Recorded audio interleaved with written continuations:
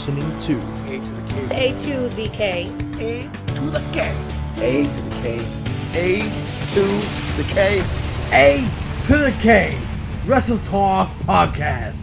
Check it out. Change your life. You'll be thanking me later. So we are here with the incredible Georgia Smith, daughter of wrestling legend, the British Bulldog. Georgia, welcome to the show. Well, thank you. Thank you guys so much. I'm so excited to be here. We were going back and forth, and now I'm here. And December 1st, 25 days till Christmas. Woo! This year's almost over. Where did the year go? Where did it go? But yeah, we just want to say a massive thank you. You know, we know that you're super busy, so for taking the time out of your schedule, we know we really appreciate it. So yeah, welcome again. Thank you. Thank you. So if we could, I'd like to start with probably a fairly open-ended and fairly big question, but obviously you're the daughter of UK wrestling royalty and the daughter of Canadian wrestling royalty. So I suppose the first question I'd like to ask is just what was it like growing up in the crazy world of professional wrestling? Oh boy, it was I wouldn't change my childhood for anything. It was really, really fun. You know, my dad looked like a superhero. Getting picked up by him at school. I didn't realize how famous he was until I think it was when I brought him to school one day, and there was like a swarm of kids around him, and kids really liked me after that day. And then in Canada with the Hearts, it was really, really fun. You know, we had a wrestling ring in our yard, and we also had the dungeon in the basement, so it was never a dull moment. You know, I've got like 40 first cousins because my mom's one of 12. So, you know, all my cousins are pretty much like my built-in best friends, and, you know, wrestling and family was our lives. And, you know, I wish the Hart House was still around, you know, for us to see, or it's still around, but you know what I mean? Like to actually go have my family, you know, at Christmas time. But, you know, those are memories and times that I really cherish. And, you know, maybe someday if I write a book, you know, you guys will hear all my stories. Do you know what, that will be an amazing book, to be fair. Certainly one we'd pick up. Oh, well, thank you. You never know. Thank you. No, definitely. So obviously, you know, the work that you're currently doing to keep your dad's legacy alive, you know, we just think is absolutely amazing. Can you tell us a little bit more around, you know, how it all came about and everything that's kind of got into the work that you're doing? I just want to say your guys' voices are like so polite. It's really nice.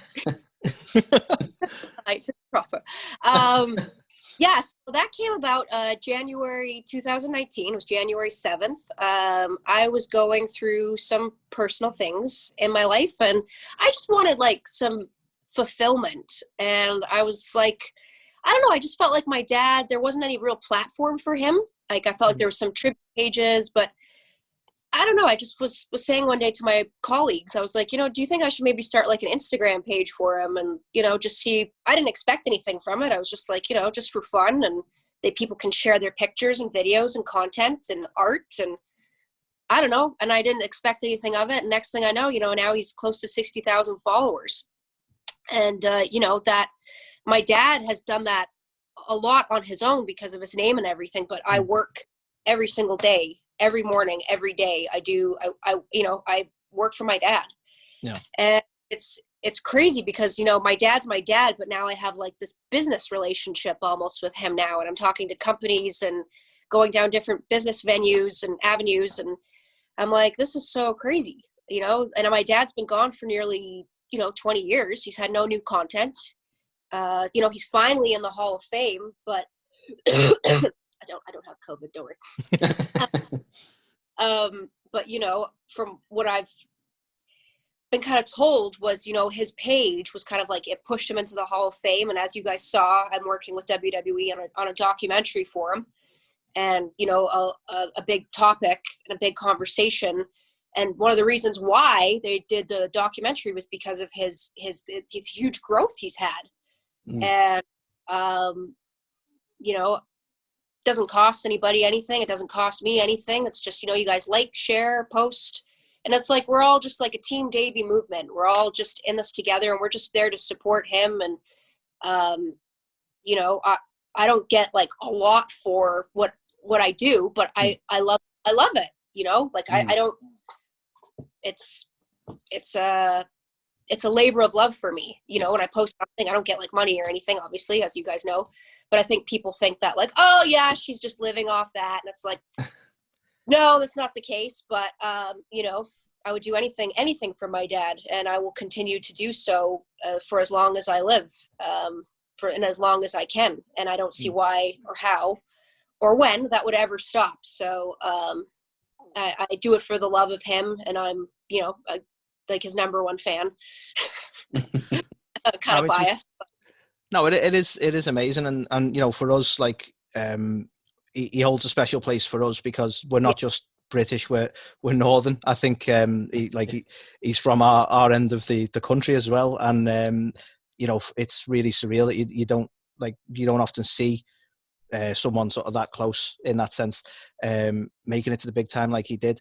And I mean, for me, I don't. Who else could sort of honour Davey better than yourself? I think the work you've done on his social medias is fantastic, and it's brilliant to know that has had that connection to the Hall of Fame, because I think both Carl and I have said on multiple times, you know, it's about time. In all fairness, and it's fantastic. Thank God. Awesome.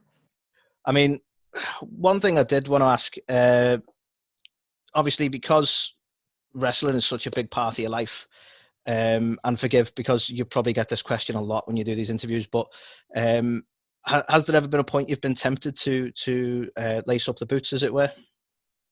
No, just from like a young age, my dad kind of laid down that line and that law and was like, no, this is not the life I want you to have and want you to do.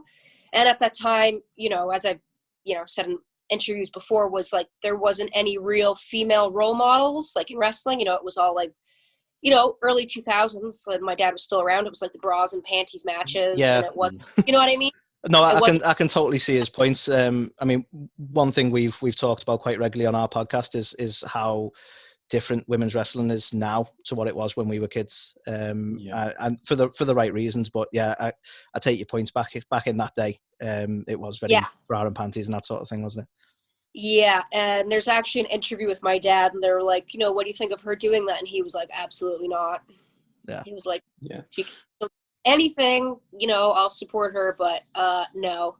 And when he was growing up, you know, back in the 70s with the Big Daddy days and the 80s and stuff, it was a lot different, the wrestling, compared to now, with women especially. Yeah. You know, days women, they didn't really have a place. Like, it wasn't very popular. So, you know, it was just kind of the name of the game, and I always respected that. And I think my dad loved what he did, but there was some things where, you know, he had lots of injuries, and as you guys know, with like one night only and stuff, I think that affected him personally.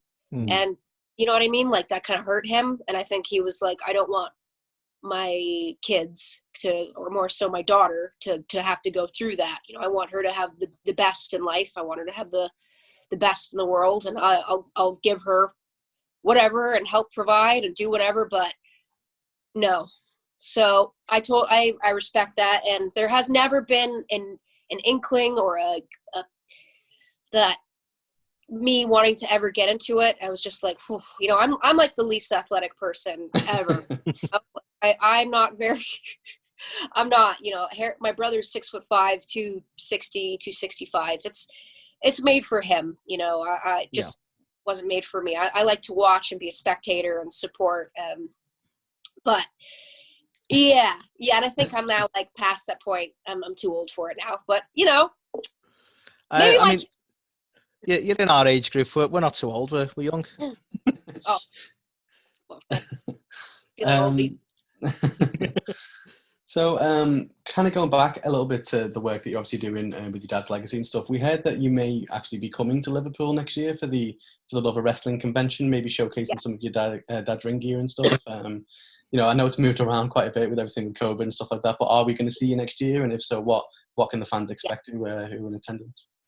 Yes, I will be there. I know it's been postponed a couple of times, like you said, but whenever they want to go ahead, I'll do it. I'm ready. I'm excited for it, and it was requested by popular demand from people because they saw I did 2 other wrestling conventions with it, And, they were like, why can't this come to England? And it just happened. And I'm really grateful for it and appreciative. And I thought, what better place to do it than, like my dad's stomping grounds, North England.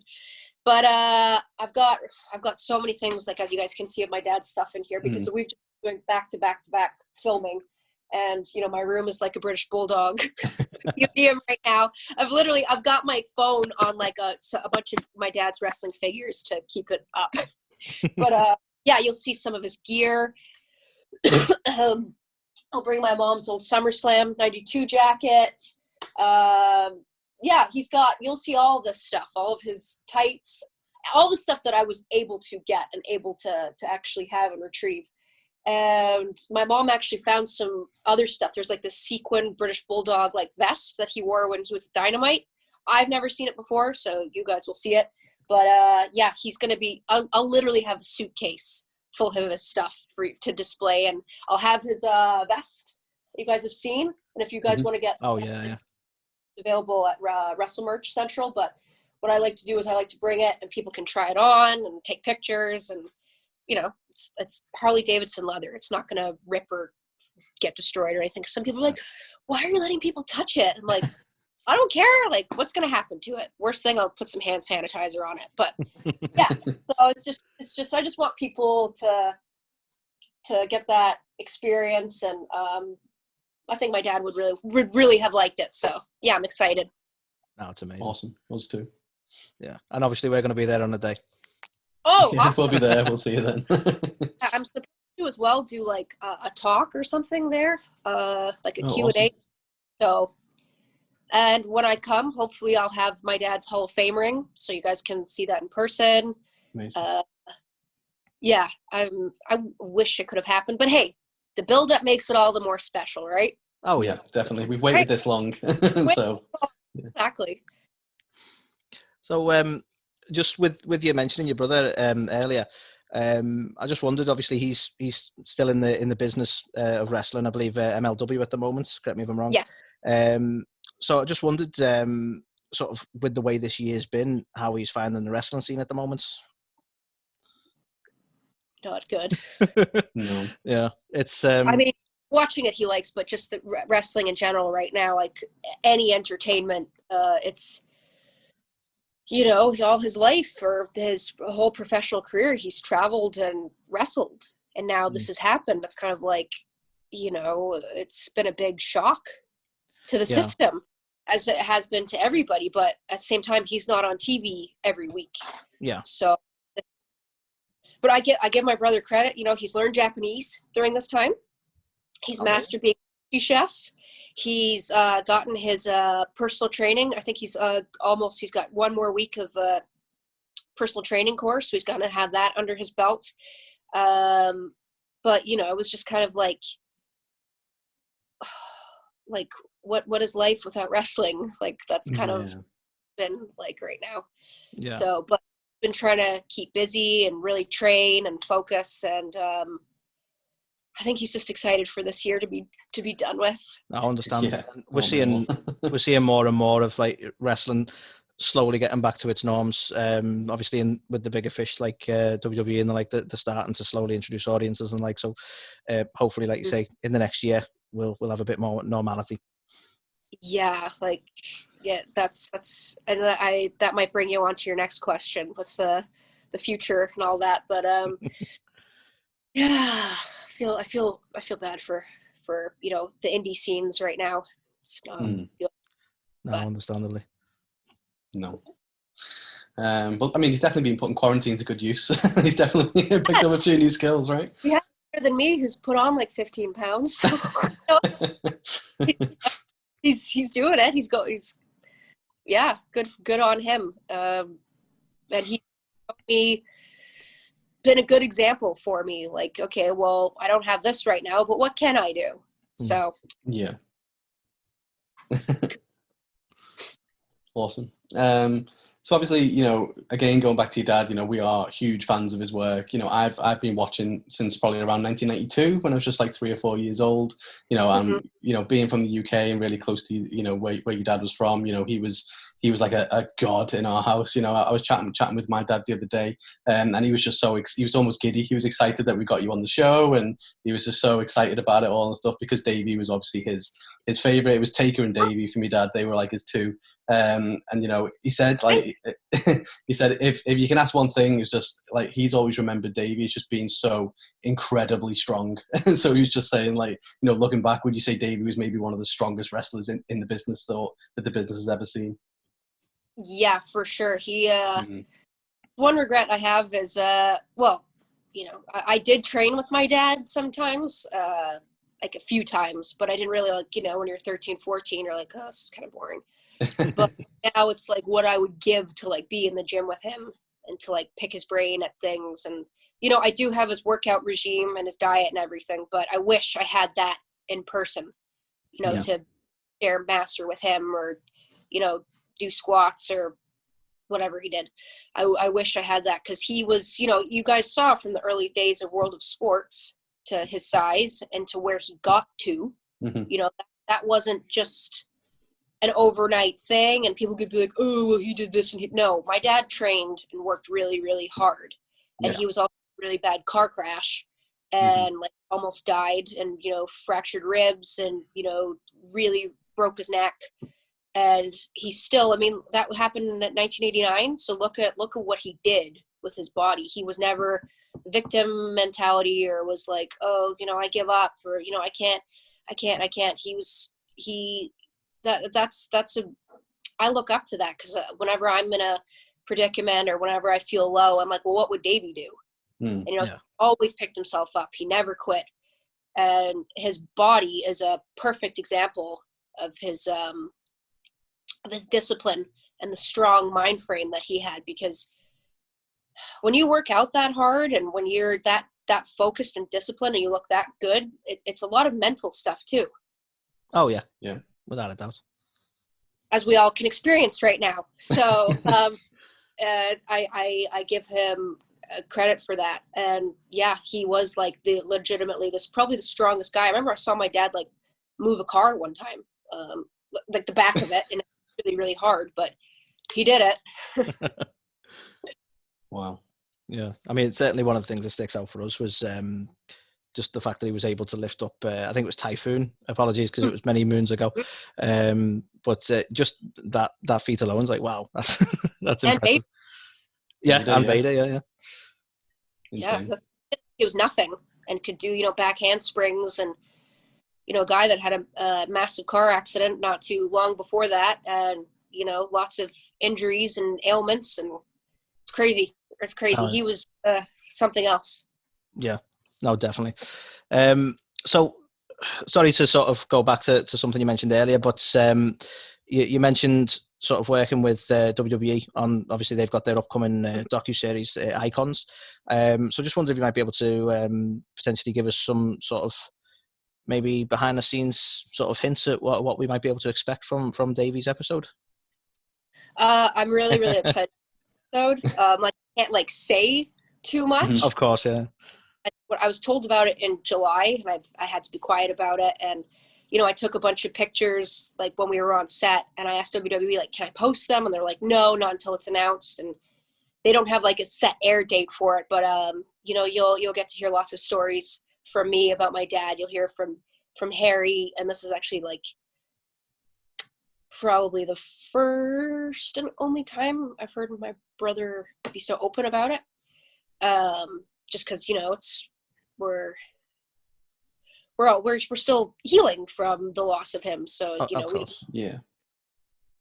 so you'll see a lot of that. You'll hear my mom came down here, and you hear her, and you'll see lots of videos and pictures, and pretty much like his Instagram, but it's going to be like on a whole other level.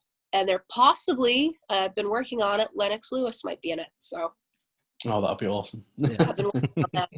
Nobody knows that except you guys now. But exclusive.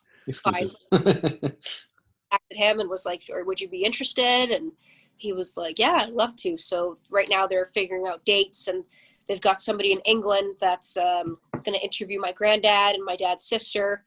And nobody has seen anything from my granddad since probably, Rampage 91 one when they were on the side. If you guys remember that WWE when Lord Alfred Hayes was like, and Mr. Bulldog and Mrs. Bulldog.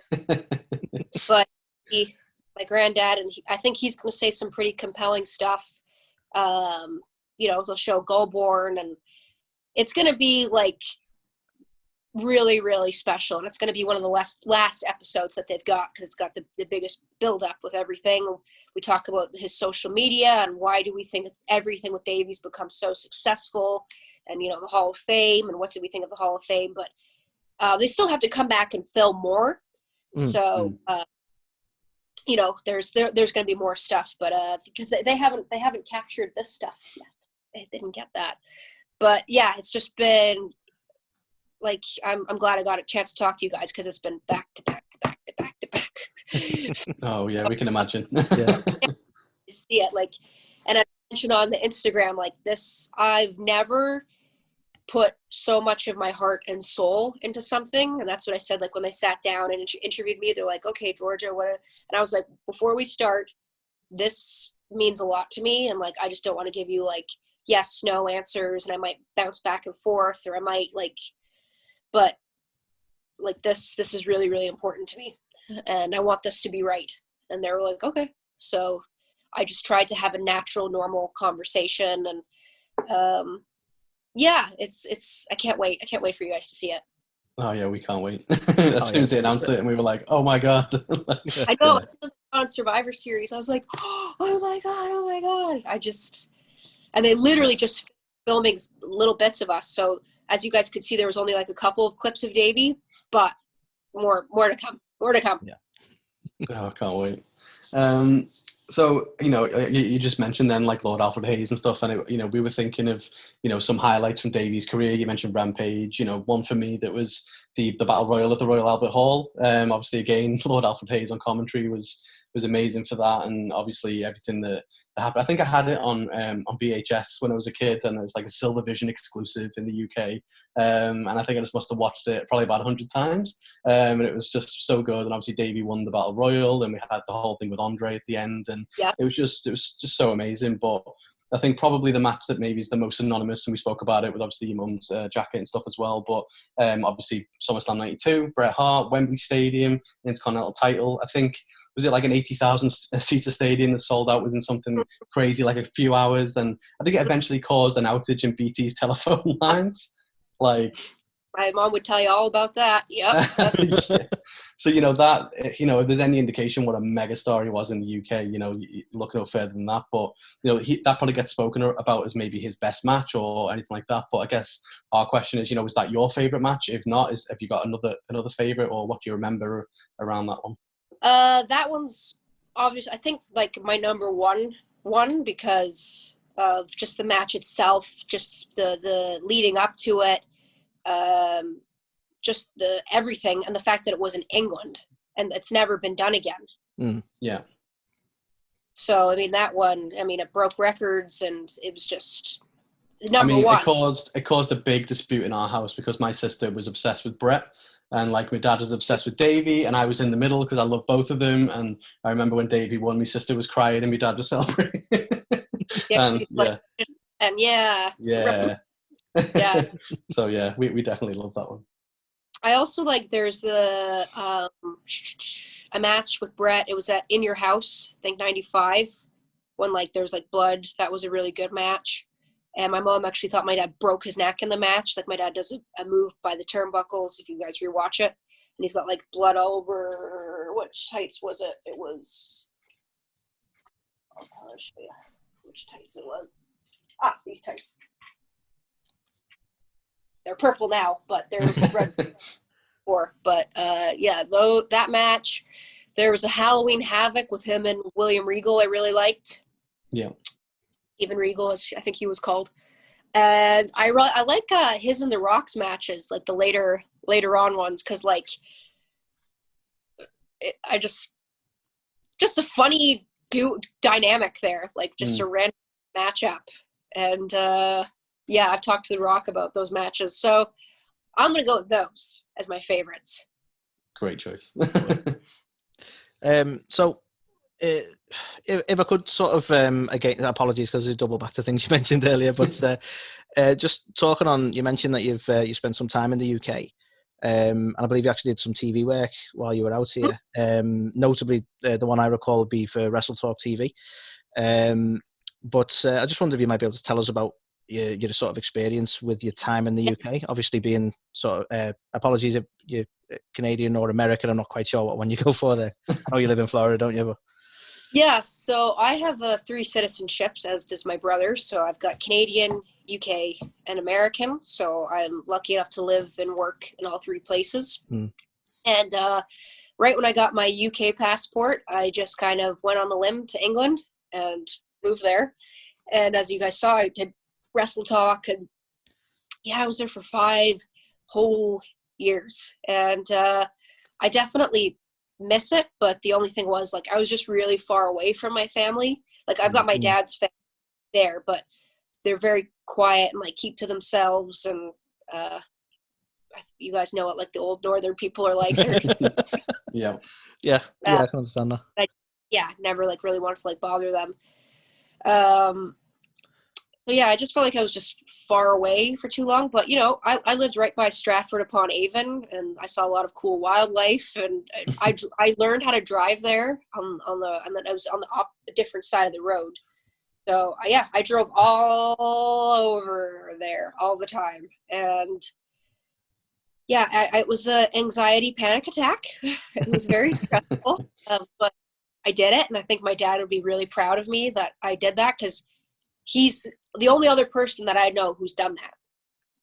Right. So I think he would be pleased with me. And I wanted to experience as well, like, because my dad always wanted to keep going back to England and always working there. Obviously, he's got his family there, but, you know, prior to when he died in May, that September, he was supposed to go to England for a tour.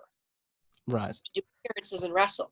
Yeah. And he was going to be there for like 6 months, and he just always wanted to keep going back, and he loved the curries and the curries are in England, and he loves like the Chinese food. He loved the fish and chips, just loved it. So I was like, you know, I want to get that experience and see how that connection. And I did it. That's you know, a chapter of my life that, you know, I made lifelong friends, and you know, I miss it. I wish I could go there tomorrow, but I can't. But yeah, that's nobody really asks me that, so yeah. But I mean, for us, obviously, I always think of the sort of the culture difference, I suppose. Like, because obviously I've visited America. I know Carl has quite a few times, and there is. I mean, we love America, but there is a big culture difference there as well. So it was one of the things that I was curious about. I mean, have you developed a taste for any of the foods? You mentioned fish and chips and that sort of thing. It's quite unusual for Americans, but obviously one of our dishes. So have you developed a taste for anything like that? Well, and you know what? Another thing is in England, I became a pescatarian. In 2015 or 2016, I became a pescatarian. So I then started just eating just fish. And so I really became a fish chips connoisseur there. I love cheese and chutney. You guys got me started on cheese and chutney and crackers. It's amazing. The curries, the best. Not a lot of sushi. Not a lot of sushi options. Yeah. My experience. We might be a bit bigger on it now. I think you can get it in supermarkets and the like, but not particularly common one in Britain. No. I love when I did eat meat, Scotch eggs. Yeah.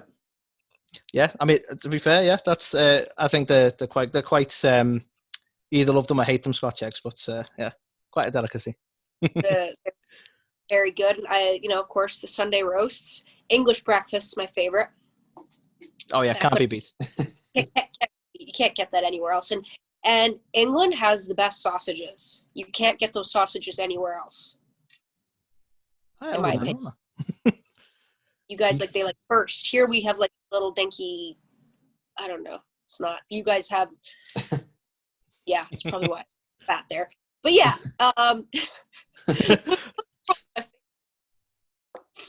Awesome. Sorry, I did slightly turn that into a food podcast. Go on, Carl. I like it. No, I like it. Yeah, like, and you know, I never knew you were like pescatarian and stuff, so definitely a great tangent. But obviously, you know, you mentioned, you know, you lived here for 5 years and stuff. You know, did you get to visit Goulburn and like the, you know, your dad's old kind of stomping grounds, if you will? You know, I think we live around about 10 minutes away from where your dad Wow. was born, so like really, really close. So obviously, I think Anthony, you mentioned that Lee Town Hall has actually kind of got him in there, kind of Yep. famous faces thing and stuff. Have you got a chance to go around and see that? Yeah, I haven't seen that because that just happened. But I'm also trying to get in the Goulburn City Center like a plaque or a statue of my dad. With right now it's a bit hard, but you know, I've been talking to the what's the word? The town hall people. I think that's what they're called. Just thinking council. of bins, what it says. It Council. says like council. Yeah, Council. yeah, Wigan and Lee. Yeah, council. Yeah, big council. Yeah, I've been talking, and yeah, I the last time I was there was like in June 2018. But when I go there, I have a carvery with my granddad. Usually I come at Christmas time this time, and I usually stay for a few weeks. We do that. We have Foster's there with him. I usually see my dad's grave, bring flowers, and then pretty much do that all over again. We do a Goulburn in the freezing cold. And I love the Wigan Mall. There's a mall in Wigan. It's particularly good.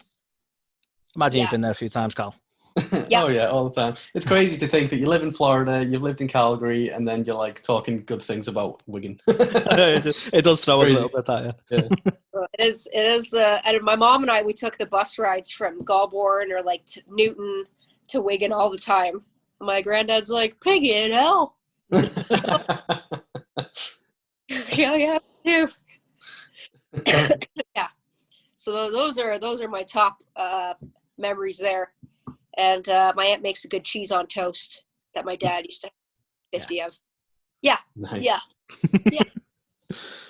So one thing I was curious on, and I think you sort of touched on this earlier, but Carl and I, we sort of grew up with wrestling being just this massive thing. Like when we were in high school and primary, this was like that was the peak of wrestling, and so I just sort of want to get an idea of sort of what your school life must have been like around that, because I imagine it must have been a similar thing where like everybody knew who your dad was, and like wrestling was so huge at that point. That was, I think, the peak of the Attitude Era and that sort of thing. So I just wondered if you could give us an idea of sort of what it was like with that sort of fame and sort of everyone knowing who he was, really. I mean, sometimes kids like they weren't really like, they didn't really give me the time of day until like they saw my dad, or they're like, oh my God. So that either happened, or kids would be nasty and would be like, well, what your dad does is fake. My dad could beat up your dad. like that. And I was like, huh? Okay. But you know, for the most part, it was very positive. You know, it was lots of kids. They were always just like, can I have an autograph? Can I have your dad's autograph? So it's a lot of that. And or would ask me like, can I have wrestling tickets? And I'm like 11. I don't know what to tell you here. But it was a lot of that. And then some kids would see my dad and they'd be like terrified of him. They'd be like, oh my God, this guy's huge. Mostly like my friends that were girls would be like, oh my God, your dad. But then the boys would be like, oh, he's awesome. I thought your dad was a boy. Or, you know, whenever I'd go to like my friend's house or they had a brother, it'd always be like that LGN rubber action figure, you know, of my dad. British Bulldog one. Yeah. I'd always see that one. I'd be like, oh my God, you got my dad. That's your dad? Yeah, dad. So that was okay. That was fun. But then when he died, like I got, you know, having to go to school with that and questions, and you know, some people said nasty things, and some people, it wasn't fun. No, I can understand. You know, I didn't ask for that. So there was good, and then there was not so good. Yeah. So something we like to do whenever we get guests on the show is we open up questions to Reddit over on Squared Circle, and obviously when we brought your name up, you had a really good response. And Oh, good. my favorite being from the Matchmaker, who asked, due to your heritage, obviously you mentioned that kind of tri-citizenship. Which wrestling scene would you say you feel the most at home in? British, Canadian, American. What do you consider to be like your place?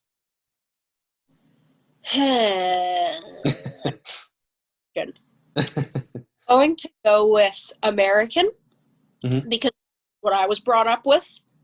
Yeah. But a close second because, when I was in England, I got to experience all that. And, now a lot of those wrestlers, they're in NXT UK and, they're doing really good. And I got to see, firsthand years ago, and you just never know what's going to happen. And that happened. So America and then England. And then, sorry, Canada. Awesome. So another one we had from Reddit was just mentioning you sort of the work you've done recently with WWE, obviously on the docuseries that we mentioned before, and the question he put to us is there any potential for any future sort of deals or work between you and WWE? You never know. You never know. All I can say is you guys are going to be seeing a lot more of me.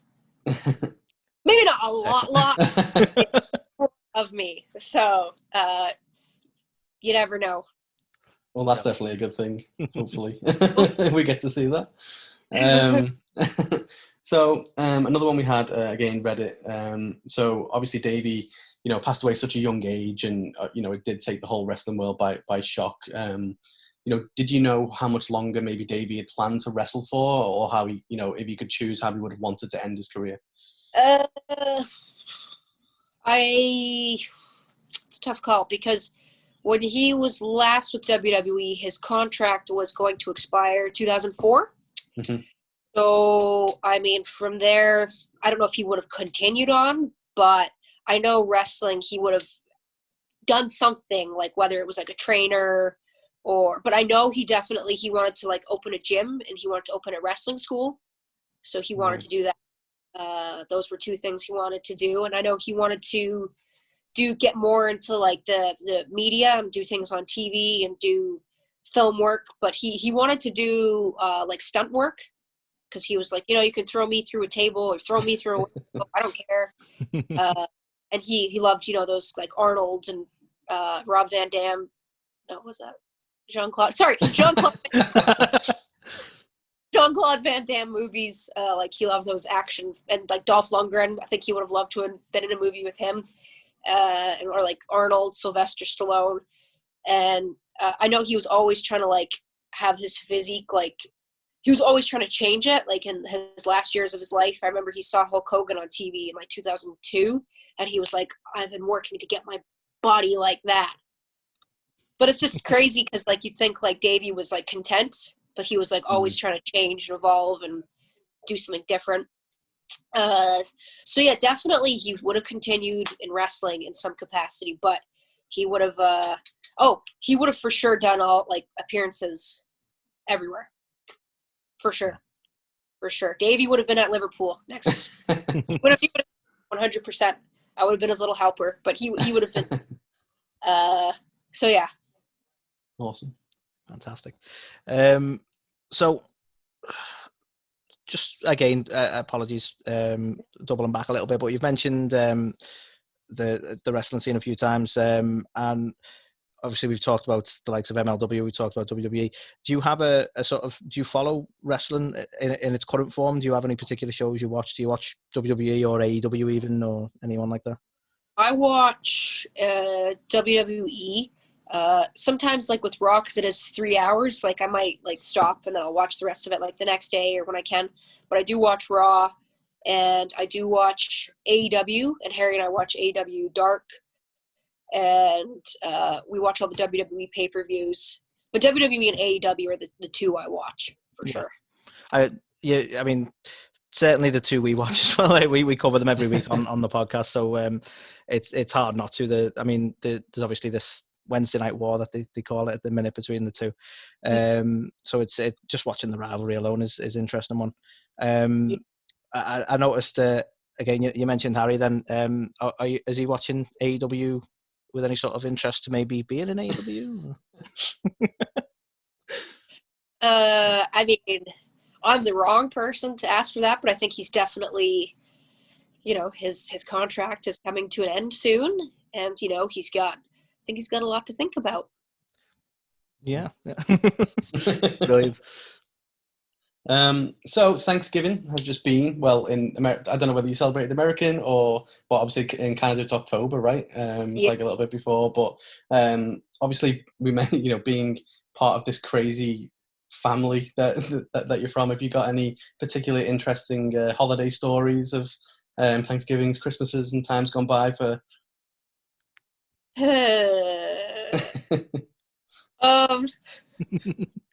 Well, Harry did a couple years ago. There was like these two people that were.